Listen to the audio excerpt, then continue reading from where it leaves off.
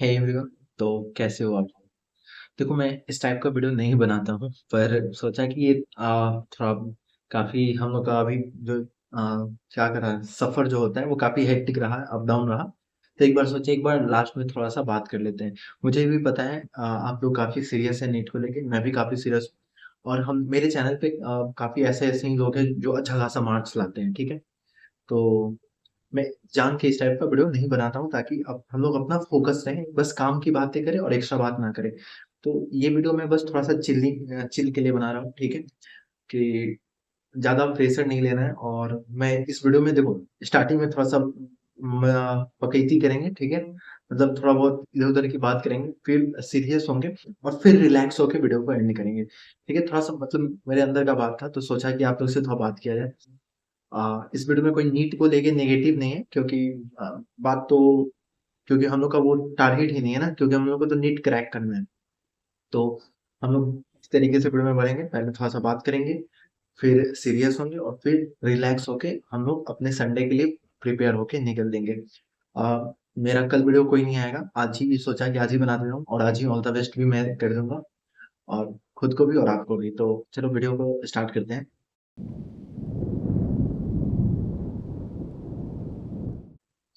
तो थंबनेल देख के तो आपको समझ ही गया होगा मैं किस टाइप का बात करने आया हूँ, कि बस मरने तक पढ़ लो, उसके बाद मजे ही मजे हैं। मतलब ये हम लोग का पढ़ाई खत्म ही नहीं हो रहा है। मतलब क्या ही बताएं। हम अपना स्टोरी एक बार शेयर करते हैं कि जब मैं मैथ लिया था, फिर मैथ से बायो में आया था, ठीक है। मेरा स्टोरी एक चैनल पे पहले से बना के डाला भी हूँ, पर अभी मैं एक अलग पर्सपेक्टिव से बात करने आया हूँ। मैं जब नीट लिया, मुझे धीरे-धीरे एहसास हो गया कि ये वो फील्ड है जो सबसे ज़्यादा जिसमें पढ़ना होता है।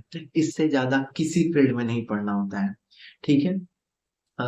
जेईई का बात नहीं करेंगे। जेईई का बात तो इसलिए नहीं करेंगे क्योंकि जेईई इधर जाके थोड़ा-सा हेक्टिक हो गया है, कि मतलब अगर आपको एग्ज़ाम जेईई थोड़ा-सा फील्ड पहले से रिवॉल्यूशनाइज़ हो गया है, कि अगर आपको कॉलेज मिलने के लिए उतना नहीं पढ़ना है, ठीक है? आपको जेईई का प्रिपरेशन कर रहे हो, आप अच्छे से प्रिपेयर किए, ठीक है, आईआईटी मिल गया। लूज़ली प्रिपेयर किए, कोई बात नहीं, एक प्राइवेट कॉलेज में जाके अगर आप वहाँ से अच्छा से मेहनत कर दे रहे हो, तो भी आपको सक्सेस मिल जाएगा। लेकिन हम लोग के फील्ड में ऐसा नहीं है। हम लोग के फील्ड में यही कॉलेज ही लेना मुश्किल है, क्योंकि प्राइवेट तो हम लोग अफोर्ड नहीं कर सकते हैं। और जेई वाले में स्ट्रगल कॉलेज के बाद आता है, और हम लोग में स्ट्रगल कॉलेज के पहले भी रहता है, कॉलेज के बाद भी रहता है। जेई में क्या हो गया कि एआई के कारण आपको कॉलेज खत्म होने के बाद आपको हर टाइम पे अपने आप को अप टू डेट करना होगा, ताकि आपको कोई रिप्लेस ना करे। यानी जेई में स्ट्रगल कॉलेज के बाद शुरू होता है। नीट में क्या है, नीट में कॉलेज से पहले स्ट्रगल है, कॉलेज लेने में स्ट्रगल है, फिर कॉलेज के बाद स्ट्रगल है, फिर कॉलेज के से निकल जाओगे तब भी स्ट्रगल है। कैसे बताते हैं? देखो, सबसे पहले तो नीट, हम लोग नीट से पहले ही इतना पढ़ लिए हैं, ठीक है। गलती हम ही लोग की होती है कि हम लोग पहले साल में सीरियस नहीं होते हैं, फिर दूसरे साल में पता ही नहीं चल पाता है कैसे पढ़ना है, फिर तीसरे टाइम साल में समझ में आता है कैसे पढ़ना है। ये ड्रॉपर का बात करें, जो 3-4 ड्रॉप हो जाता है, मेरा थर्ड ड्रॉप है, ठीक है। तो मैं अपना बताया कि फिर जब समझ में आया कैसे पढ़ना है, तो फिर थोड़ा बहुत अच्छा मार्क्स आया, तो ऊपर से रीनीट हो गया, ठीक है। तो मैं ये कहना चाह रहा हूँ कि जब मैं बायो लिया, मुझे सब कुछ पता था कि ये फील्ड में बहुत ज़्यादा पढ़ना है। सबसे पहले तो नीट निकालने के लिए पढ़ना है, फिर आपको कॉलेज मिलेगा। फिर कॉलेज मिलेगा तो कॉलेज में हँसते-खेलते नहीं पढ़ना होगा। कॉलेज में अच्छा खासा सिलेबस होता है, इतना ज़्यादा सिलेबस किसी भी कॉलेज में नहीं है। एमबीबीएस का जितना सिलेबस है, ठीक है, कोई बात नहीं। फिर भी एक्सेप्ट किया कि अरे यार, लाइफ में कुछ एक्स्ट्रा करना है, अलग करना है, तो क्यों नहीं पढ़ेंगे? ज़रूर पढ़ेंगे। ठीक है, तो फिर भी एक्सेप्ट किया। फिर पता चला कि साढ़े 5 साल तक पढ़ना होगा, कहीं कोई बात नहीं। फिर पता चला कि आगे पीजी भी निकालना पड़ता है, उसमें भी अच्छा खासा कंपटीशन है। अगर वो नहीं निकला तो उसमें भी 20 से 30 लाख पीजी करने में भी लगता है।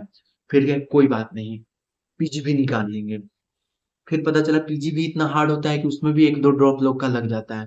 फिर कहें कि अच्छा कोई बात नहीं, एमबीबीएस में ही हम थोड़ा सीरियस होके पढ़ेंगे, ताकि पीजी भी एक बार में निकले।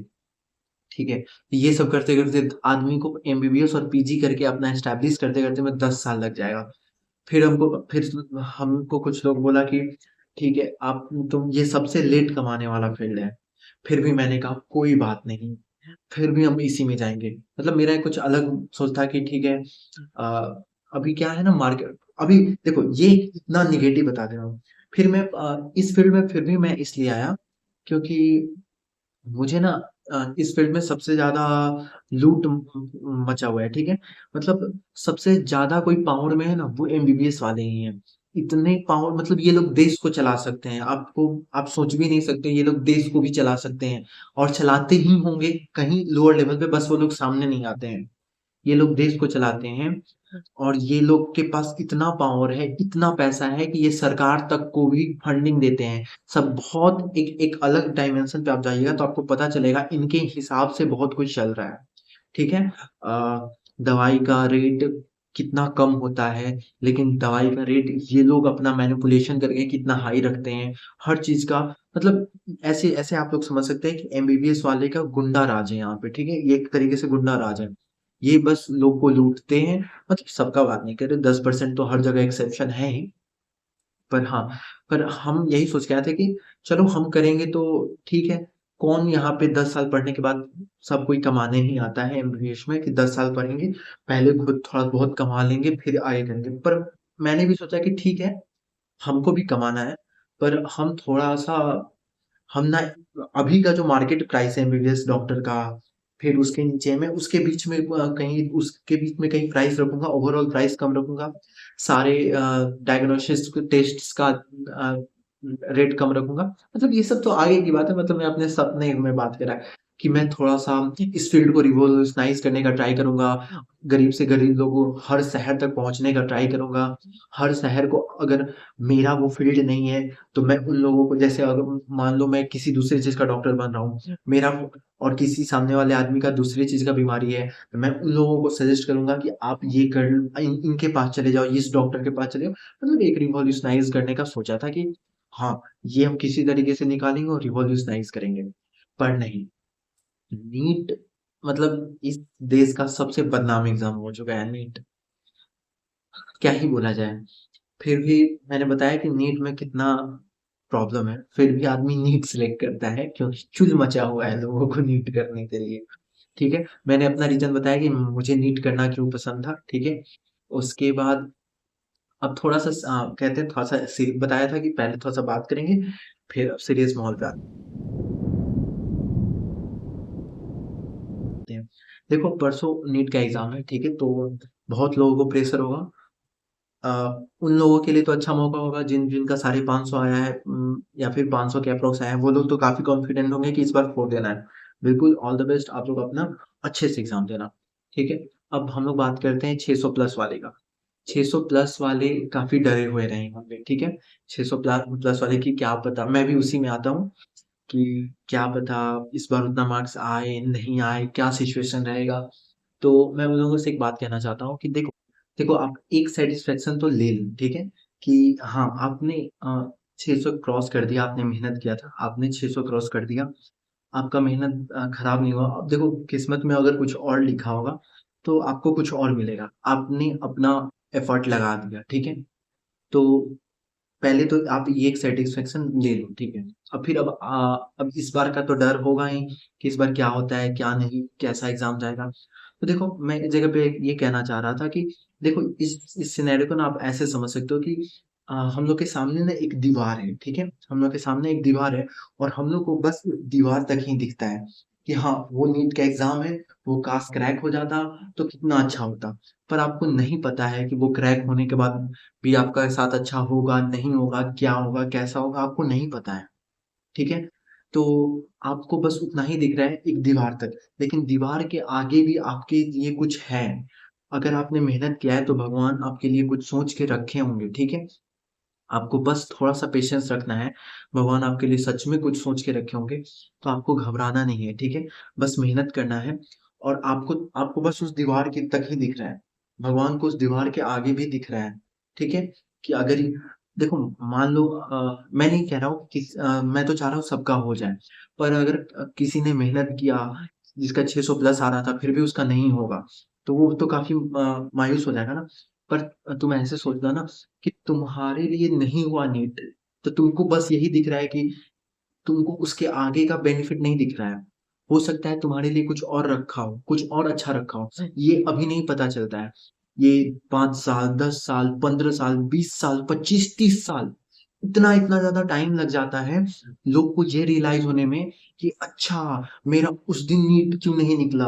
अच्छा मेरा उस दिन आईआईटी क्यों नहीं निकला? अच्छा मुझे उस दिन ये जॉब क्यों नहीं निकला? क्योंकि उससे अच्छा जॉब मिलने वाला था। ये चीज़ ना लोगों को रियलाइज़ होने में काफ़ी टाइम लग जाता है, ठीक है? तो आपको बस उस दीवाल तक दिख रहा है, दीवाल के उधर क्या है वो आपको नहीं दिख रहा है। लेकिन अगर आप मेहनती हैं, आप मेहनत करते हैं, तो भगवान ने आपके लिए ज़रूर कुछ न कुछ देख के रखा होगा। और आप अभी बस अपना काम कीजिए। देखो बहुत लोगों को एक रिग्रेट भी हो रहा होगा कि इतना टाइम मिला था 1 महीना 10-15 दिन कब ये निकल गया पता भी नहीं चला। कितना अच्छा मेहनत कर लिए होते, अच्छा मार्क्स आ जाता। पर बात वही है ना कि ये सबके लिए मुश्किल था। सब कोई अपना पेस छोड़ दिया था। सब कोई को वापस से उस रास्ते पे आना, वापस से एकदम अच्छे तरीके से पढ़ाई स्टार्ट करना बहुत लोगों के लिए मुश्किल रहा, मेरे लिए भी मुश्किल रहा। तो उस चीज़ का थोड़ा बहुत रिग्रेट रह सकता है कि मैंने अपना पूरा मेहनत क्यों नहीं किया। पर कोई बात नहीं, वही होता है कि देखो किस्मत में क्या लिखा हुआ है। और हाँ, अभी से जितना टाइम बचा हुआ है, अभी से आप एक चीज़ ट्राई करना, अभी से रिवाइज़ पूरा करना, ठीक है? जो-जो हाई यील्डिंग चैप्टर्स हैं, उसको पूरा रिवाइज़ करना, ठीक है? और क्या कहा जाता है कि ये मत देखना कि सब बोलता है कि एग्ज़ाम के 1 रात पहले पढ़ाई छोड़ दो, कोई एग्ज़ाम के लास्ट तक पढ़ रहा है, कोई कह रहा है एग्ज़ाम के 2 रात पहले पढ़ाई छोड़ दो, टेंशन नहीं लो, घूमो-फिरो, गेम खेलो, मूवी देख लो, रिलैक्स हो जाओ एग्ज़ाम के पहले। ऐसा कुछ नहीं है, ठीक है? ऐसा कुछ नहीं होता है। अगर आपका कंप्लीट नहीं हुआ है तो एग्ज़ाम के लास्ट तक पढ़ो, 1 घंटा पहले तक पढ़ो। अगर आपका कंप्लीट हो गया है तो ही छोड़ो, ठीक है? तो ऐसा कुछ नहीं होता है, सब सैचुरेशन पॉइंट का गेम होता है, ठीक है? कि आपका सैचुरेशन पॉइंट कब आया? आपका सैचुरेशन पॉइंट 1 रात पहले आ गया पैनिक के कारण तो आप छोड़ दो। किसी का सैचुरेशन पॉइंट एग्ज़ाम वाले दिन तक के 1 घंटा पहले आया, तो आप उस टाइम तक पढ़ो। सबका केस अलग-अलग होता है। जिसका जब सैचुरेशन पॉइंट आ रहा है, उस वक़्त छोड़ो और जब तक सैचुरेशन पॉइंट नहीं आ रहा है, तब तक रिवाइज़ करते रहो, ठीक है? और बाकी सक्सेस का टेंशन मत लो। अगर आप मेहनत किए हैं, तो सक्सेस ज़रूर मिलेगा।